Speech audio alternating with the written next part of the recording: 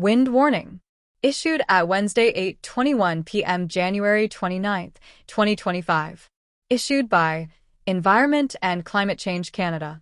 Description.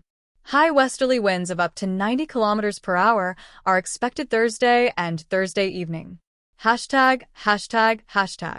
Loose objects may be tossed by the wind and cause injury or damage. Please continue to monitor alerts and forecasts issued by Environment Canada. To report severe weather, send an email to qstorm@ec.gc.ca or tweet reports using hashtag QCStorm.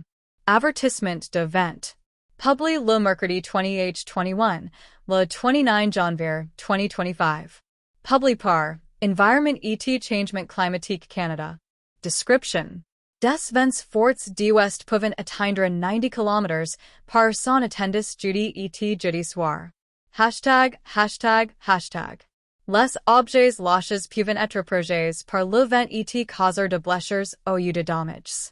Veuillez continuer de surveiller les alertes et les prévisions émises par Environnement Canada.